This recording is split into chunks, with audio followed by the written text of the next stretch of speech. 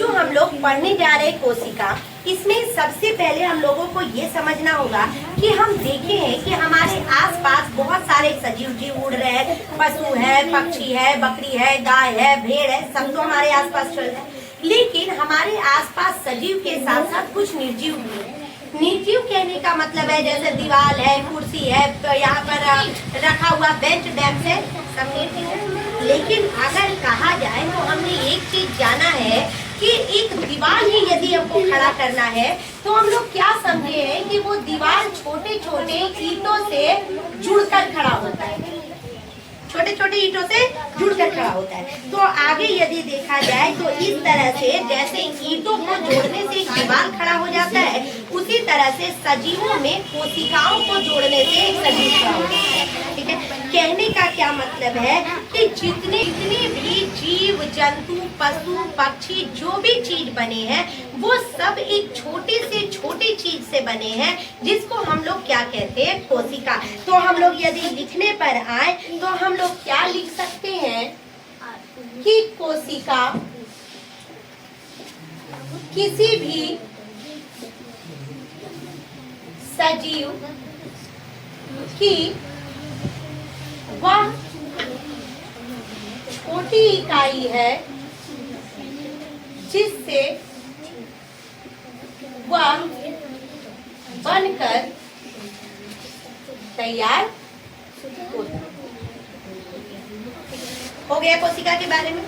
अब यदि कोशिका से हम लोग आगे बढ़े तो बात आती है कि भाई ये चीज कौन व्यक्ति खोज कर निकाला कि कोशिका भी होता है। तो यहाँ पर सबसे पहले नाम आता है रॉबर्ट हुक। किसका नाम आता है? रॉबर्ट हुक का। यानी कि रॉबर्ट हुक एक वैज्ञानिक है जिन्होंने कोशिका की खोज की थी। जिन्होंने क्या की थी? कोशिका की खोज। और कब की थी? तो कोशिका की खोज 1665 में की थी। 1665 में। ठीक, दो टॉपिक मिल गया। अब आगे बोला जा रहा है कि इन्होंने किस चीज की मदद से ये बात बताया कि कोशिका सबसे छोटी इकाई है। तो सबसे पहले बोला गया कि इन्होंने साधारण सूक्ष्मदर्शी की सहायता से बोतल की कॉर्क की एक पतली परत का अध्ययन किया। यानी कि इन्होंने क्या किया? तो इन्होंने सूक्ष्मदर्शी की सहायता से बोतल की कॉर्क पर अपना प्रयोग किया। ठीक है, जिससे पता चला कि हर एक चीज जो है वो एक छोटी संख्या बनी होती है और उसको क्या कहते हैं? कोशिका कहते हैं। कॉर्क की पतली परत पर मधुमक्खी के छत्ते जैसे एक छोटे छोटे कोष्ठ दिखाई पड़े। यानी कि जो कॉर्क का परत था उस पे ऐसा लग रहा था कि जैसे इस टाइप का कुछ जुड़ा हुआ आइटम उसमें रखा हुआ है। तो उन्होंने बताया कि भाई जब ये कॉर्क हमारा एक सिंपल सा चीज है और इसके ऊपर ये छोटे छोटे जो ब्लॉक दिखाई दे रहे हैं इसको क्या कहेंगे? हाँ, कमेंट। तो उन्होंने कहा कि ये जो दीवार जैसी परत दिखाई दे रही है ना, इसी को हम लोग कोशिका के नाम से जानेंगे। तो इसके लिए हम लोग डेफिनेशन क्या करेंगे? तो इसके लिए हम लोग डेफिनेशन लिखेंगे कि उन्होंने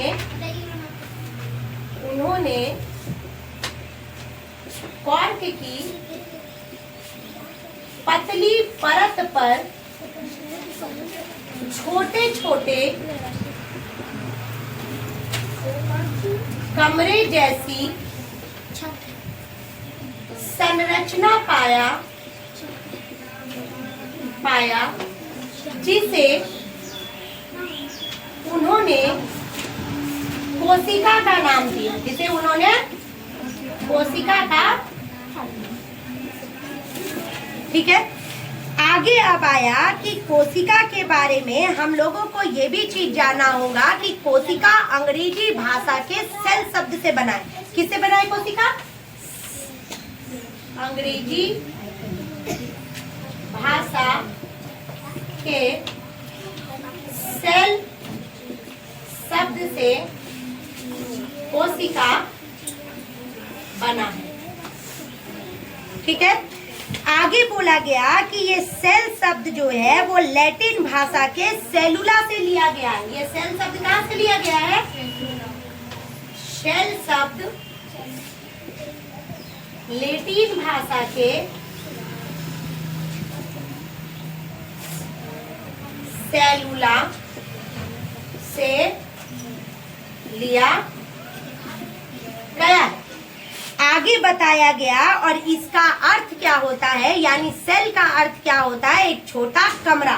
तो अब यहाँ पे हम लोग लिखेंगे इसका अर्थ होता है एक छोटा कमरा। ठीक है, जॉन वॉन लॉवेनहॉक ये एक नाम था जो एक डच वैज्ञानिक थे और इन्होंने सबसे पहले एक सूक्ष्मदर्शी बनाया था। और वो कब बनाया था? 1674 में। कब बनाया था? 1674।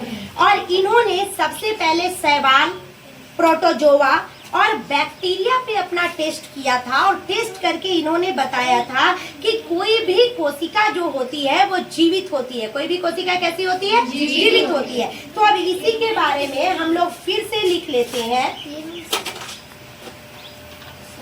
इसमें इनका नाम है एंटोन वॉन लीवेनहॉक ने सर्वप्रथम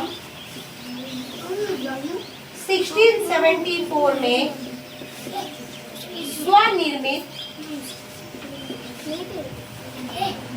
सूक्ष्मदर्शी बनाया, जिससे शैवाल,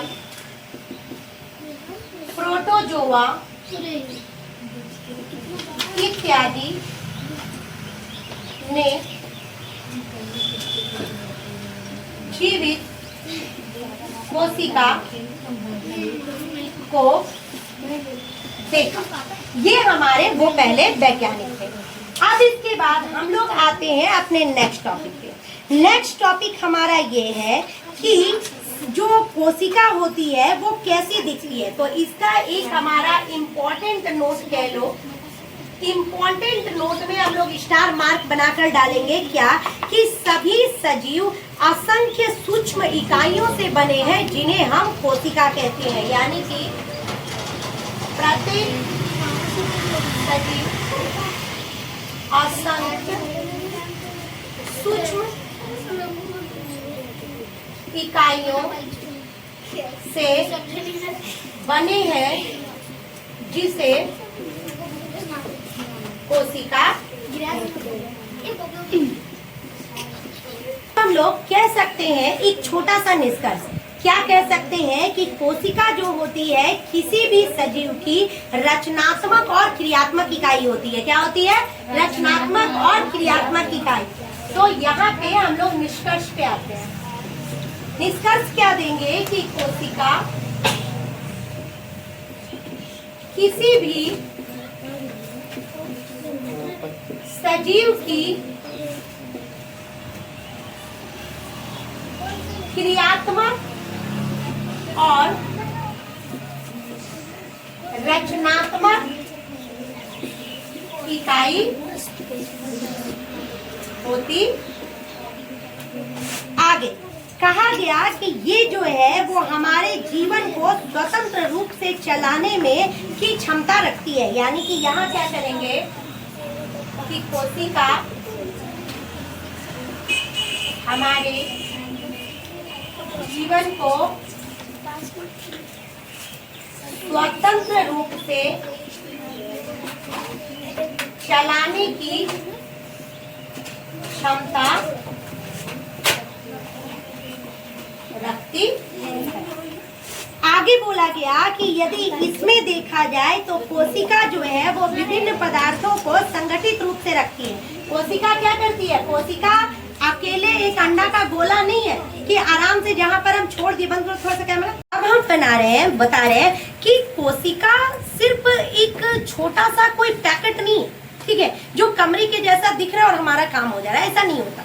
कोशिका में बहुत सारी छोटी छोटी सी चीजें मिली होती है जिनके बारे में अब हम लोग पढ़ेंगे। तो कहा गया कि कोशिका विभिन्न पदार्थों का एक सूक्ष्म संगठित रूप है। कोशिका क्या है? विभिन्न पदार्थों का सूक्ष्म संगठित रूप है। तो हम लोग क्या लिखेंगे कि कोशिका विभिन्न पदार्थों का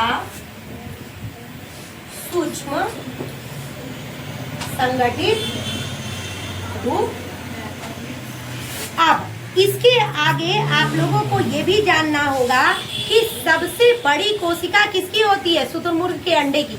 सबसे बड़ी कोशिका किसकी होती है? शुतुरमुर्ग के अंडे की। तो ये भी टॉपिक बन रहा है सबसे, ये VBI टॉपिक है, यहाँ से क्वेश्चन आता है। सबसे बड़ी कोशिका शुतुरमुर्ग का अंडा। हम लोग आते हैं अपने नेक्स्ट पॉइंट पे। नेक्स्ट पॉइंट हमारा क्या था कि कोशिका की संरचना। हमने ये तो जान लिया कि हमारे शरीर में कोशिका होती है, कोशिका हमारे शरीर की सबसे छोटी इकाई होती है, लेकिन कोशिका की संरचना कितनी बड़ी होती है? वैसा तो है नहीं कि कोशिका इतना बड़ा है हम लोगों को सामने सामने दिख रहा, हाँ भाई ये कोशिका, ऐसा होता है क्या? नहीं ना। तो हम लोग इसको कैसे समझेंगे? तो कोशिका विभिन्न आकार की होती है, कोशिका विभिन्न आकार की होती है और उसकी आकार की जो संरचना होती है वो कितनी होती है? तो सबसे छोटी जो होती है वो 0.1 माइक्रोमीटर से 1 मीटर तक होती है, यानी कि सबसे बड़ी कोशिका जो होगी वो 1 मीटर की होगी और जो सबसे छोटी होगी वो 0.1 माइक्रोमीटर की होगी। कहा गया कि माइक्रोप्लाज्मा, ये चीज याद रखना, ये बहुत ही इंपॉर्टेंट नेम है, ठीक है। माइक्रोप्लाज्मा एक ऐसा जीवाणु है जिसकी कोशिका सबसे छोटी होती है और कितनी होती है? 0.1 माइक्रोमीटर। आगे आए तो हम लोग आते हैं मानव शरीर पे। हम मनुष्यों के अंदर भी कोशिका है और हम मनुष्यों के अंदर जो कोशिका होती है उसमें सबसे लंबी कोशिका तंत्रिका कोशिका कहलाती है, जिसका क्या होता है? 1 मीटर साइज होता है। अब आगे आ जाए तो कोशिका जो है वो अनेक आकार की होती है और इन आकृति में क्या क्या शामिल है? तो कोशिका गोल होती है, कोशिका चौकोर होती है, कोशिका बहुभुजाकार होती है, कोशिका अंडाकार होती है, कोशिका अनियमित आकार की भी होती है। तो अब इससे पता चला कि कोशिका के बारे में कि कोशिका के बहुत सारे आकार हमारे आसपास मौजूद है। आएंगे और इस नेक्स्ट पार्ट पे हम लोगों को क्या जानना है? कोशिका की संख्या। तो सबसे बड़ी बात कि कोशिका हम मनुष्यों में भी होती है और कोशिका छोटे जीवों में भी होती है। तो कोशिका के आधार पर जीव 2 प्रकार के होते हैं, एक होते हैं एक कोशिकीय, एक होते हैं बहुकोशिकीय। जो एक कोशिकीय जीव होते हैं उनमें एक कोशिका पाई जाती है और जो बहुकोशिकीय जीव होते हैं उनमें बहुत सारी कोशिका पाई जाती है। इसका उदाहरण है कि एक कोशिकीय जीव अमीबा होता है, पैरामीशियम होता है और बहुकोशिकीय जीव जो है वो होते हैं मनुष्य जीव जंतु। लेकिन एक कोशिकीय जीव में जो कि हमारी आंखों से दिख भी नहीं रहा है, वो जीव भला कैसे अपने भोजन को खा सकता है? तो यहाँ पर हम लोगों को समझना होगा कि एक कोशिकीय जीव में भोजन हो, खाने की प्रक्रिया हो, उत्सर्जन क्रिया हो या फिर श्वसन क्रिया हो, जितनी भी क्रिया होती है वो अपने एक ही कोशिका से करते हैं और इस एक कोशिकीय जीव में सबसे पहले पढ़ते हैं अमीबा में पोषण। अमीबा जो एक कोशिकीय जीव है जिसमें मात्र एक कोशिका होती है, ये अपने भोजन का अंतर्ग्रहण कूट पादों की मदद से करता है। जैसे कि यहाँ पे हम लोग देख रहे हैं कि ये एक अमीबा है और इसके सामने एक भोजन पड़ा है और ये क्या करता है? अपने शरीर की ही आकृति को अंगुली नुमा संरचना में बदल देता है, जिसको कूटपाद कहते हैं और इसकी मदद से ये अपने भोजन को शरीर के अंदर ले लेता है और इसी भोजन को अपने शरीर में पचाता है और इस तरह से उसे ऊर्जा प्राप्त होती है, जिसमें अमीबा का पोषण। अब अगला टॉपिक है उत्तक। उत्तक के बारे में हम लोग क्या समझे कि कोशिकाओं का समूह। जैसे कोशिका हमारे जीवन की सबसे छोटी इकाई है, उसी तरह से बहुत सारी कोशिका आपस में मिलकर उत्तक का निर्माण करती है। तो उत्तक क्या है? तो कोशिकाओं के समूह जिसकी रचना उद्गम कार्य समान होता है, वह मिलकर उत्तक बनाती है। साथ ही साथ जब उत्तक आपस में मिलते हैं, जैसे कोशिका मिलकर उत्तक बनाई, उत्तक आपस में मिलकर अंग बन जाता है। अंग कहने का मतलब है वो अंग जिसके माध्यम से हम अलग अलग तरह की क्रिया को करते हैं, जैसे श्वसन अंग हो गया, पाचन अंग हो गया। तो यहाँ पर लिखा गया उत्तक आपस में मिलकर अंग। ये अंग एक से अधिक क्रियाओं को संपादित करते हैं और साथ ही साथ सभी अंग मिलकर जीवन की क्रिया को संपादित करते हैं, जिन्हें बहुकोशिकीय कहते हैं। इसे हम लोग एक और ट्रिक से समझ सकते हैं कि कोशिका आपस में मिलकर उत्तक बनाते हैं, उत्तक मिलकर अंग बनाते हैं, अंग से मिलकर अंगतंत्र बनता है और अंगतंत्र मिलकर एक संपूर्ण जीव बन जाता है जो अलग अलग तरह की क्रियाओं को संपन्न करता है। देखो, अब हमारा नेक्स्ट टॉपिक था कोशिका के घटक, कि जो हमने कोशिका पढ़ा कि कोशिका गोल होती है, कोशिका चकोर होती है, अंडे के आकार की होती है। तो उस कोशिका के अंदर क्या क्या चीजें होती है? तो कोशिका के घटक में 3 चीजें होती है, कोशिका झिल्ली, कोशिका द्रव्य और केंद्रक। कोशिका झिल्ली क्या है? तो कोशिका के बाहरी आवरण को, जैसे अंडे के ऊपर एक छिलका होता है, उसी तरह से कोशिका के बाहरी आवरण को हम लोग कोशिका झिल्ली कहते हैं। और कोशिका झिल्ली और केंद्रक के बीच जो द्रव्य पदार्थ पाया जाता है उसको कोशिका द्रव्य कहते हैं। केंद्रक कोशिका के बीच में स्थित पार्ट होता है। आगे कहा गया कि कोशिका झिल्ली जो है वो बेसिकली जंतुओं में पाई जाती है और पेड़ पौधों में कोशिका झिल्ली का कार्य करने के लिए कोशिका भित्ति होती है। कोशिका झिल्ली या कोशिका भित्ति के क्या कार्य होते हैं? तो यहाँ पे कोशिका झिल्ली का कार्य बताया गया कि कोशिका झिल्ली को हम लोग प्लाज्मा झिल्ली भी कहते हैं। और ये क्या करता है? तो जो पदार्थ कोशिका के लिए जरूरी है उसको कोशिका के अंदर आने देता है और जो पदार्थ से कोशिका को नुकसान है उसे कोशिका से बाहर जाने को देता है। और इस पूरी प्रक्रिया को क्या कहा जाता है? चयनात्मक पारगम्य कहा जाता है। और इसीलिए कोशिका को चयनात्मक पारगम्य झिल्ली के नाम से भी जाना जाता है। अब हम लोग आते हैं अपने नेक्स्ट टॉपिक पे, जो कि है कोशिका द्रव्य। कोशिका द्रव्य क्या है? तो हमने पढ़ा था कि कोशिका द्रव्य केंद्रक और कोशिका झिल्ली के बीच में स्थित होता है। तो कोशिका द्रव्य, सबसे पहली बात कि वो जेली जैसा होता है, बच्चे जो जेली खाते हैं उस जेली की तरह होता है। और कोशिका झिल्ली और केंद्रक के बीच पाया जाता है। लेकिन इस जेली में बहुत सारी चीजें होती है। ये जेली सबसे पहले कैसा होता है? तो दानेदार होता है। दूसरे नंबर पे अर्ध तरल होता है। अर्ध तरल कहने का मतलब है कि ये पूरी तरह से द्रव्य नहीं होता, लिक्विड फॉर्म में नहीं होता, ये कंप्लीट लिक्विड ना होकर कंप्लीट सॉलिड भी नहीं होता है और बीच के फॉर्म में होता है। साथ ही साथ अर्ध पारदर्शक होता है, यानी कि इससे हम लोग कंप्लीटली ट्रांसपेरेंसी नहीं देख सकते हैं, इसमें थोड़ी बहुत ट्रांसपेरेंसी और ऑपेक्यू मौजूद होती है। नेक्स्ट, इसमें कई तरह के कोशिकांग पाए जाते हैं। मतलब केंद्रक द्रव्य, हमारा जो कोशिका द्रव्य है उसमें बहुत तरह की चीजें होती है। सबसे पहले माइटोकॉन्ड्रिया, जो कि पावर हाउस कहलाता है हमारे बॉडी का, गाल्जी काय, राइबोसोम, हरित लवक, रिक्तिका, ये सारी चीजें पाई जाती है किसमें? कोशिका द्रव्य में। कोशिका द्रव्य के बाद हम लोग जाने थे कि कोशिका का थर्ड पार्ट होता है जिसको केंद्रक कहते हैं। केंद्रक जो कि गोल आकार का होता है और कोशिका द्रव्य और केंद्रक द्रव्य जब आपस में मिलते हैं तो वो बना देते हैं जीव द्रव्य। और इस जीव द्रव्य के माध्यम से ही कोई भी इंसान जीवित रहता है। बात होती है कि केंद्रक भी कोशिका में अकेला नहीं होता। केंद्रक के अंदर केंद्रिका पाई जाती है, गुणसूत्र पाया जाता है जो एक पीढ़ी के गुणों को दूसरी पीढ़ी में ट्रांसफर करता है, और तीसरा केंद्र रंध्र पाया जाता है। और इस तरह से ये केंद्रक का भी टॉपिक खत्म होता है। अब हम लोग नेक्स्ट टॉपिक पे आते हैं, जो कि है केंद्रिका, केंद्रक और गुणसूत्र।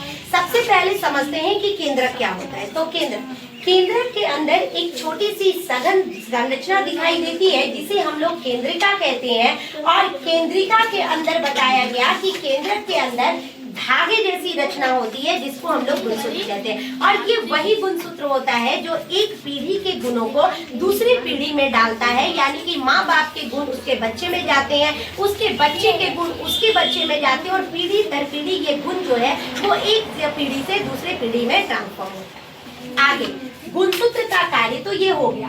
अब आते हैं हम लोग पौध कोशिका और जंतु कोशिका। अब हम ये भी जानते हैं कि पौधों में भी कोशिका होती है, जंतुओं में भी कोशिका होती है, लेकिन कुछ चीजें जो होती है वो सिर्फ पौध कोशिका में होती है, जंतु कोशिका में नहीं होती। तो यहाँ पे हम लोग समझेंगे कि जंतु कोशिका में क्या क्या होता है। तो माइटोकॉन्ड्रिया, कोशिका द्रव्य, केंद्रक, केंद्रिका, अंतःप्रद्रवी जालिका, गाल्जिकाय, प्लाज्मा झिल्ली और रिक्तिका। लेकिन पौध कोशिका में कुछ चीजें अलग होती है। क्या होती है? तो सबसे पहले पौध कोशिका में राइबोसोम पाया जाता है। दूसरे नंबर पे हरित लवक, जिसको हम लोग क्लोरोफिल कहते हैं, जिससे प्रकाश संश्लेषण की प्रक्रिया द्वारा पेड़ पौधे अपना खाना बनाते हैं, वो पाया जाता है, जो कि जंतु कोशिका में नहीं होता। आगे कोशिका भित्ति, जो कि जंतु कोशिका में नहीं होता। जंतु कोशिका में कोशिका झिल्ली या प्लाज्मा झिल्ली होता है, और जो पौध कोशिका होती है उसमें कोशिका भित्ति पाई जाती है। और साथ ही साथ माइटोकॉन्ड्रिया, कोशिका द्रव्य, रिक्तिका और कोशिका झिल्ली, ये भी पौध कोशिका में मौजूद होती है। तो पौधी कोशिका और जंतु कोशिका का ये सबसे बड़ा अंतर है, और बेसिकली ये अंतर जो है वो हमें एग्जाम में लिखने के लिए भी दे देता है। तो इसी के साथ हमारा चैप्टर जो है वो क्लोज होता है। इस चैप्टर के हर एक टॉपिक को हमने बहुत डिटेल से कंप्लीट किया है।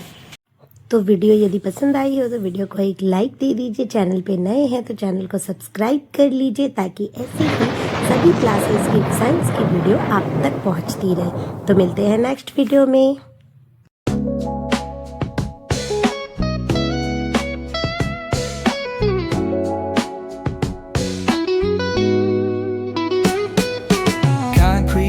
Where the neon glows, every block tells a tale the whole city knows. Rhythms in the shadows where the cold wind blows. Life's a gamble on these streets, anything goes. Moon that echoes through the alleys at night. Soulful samples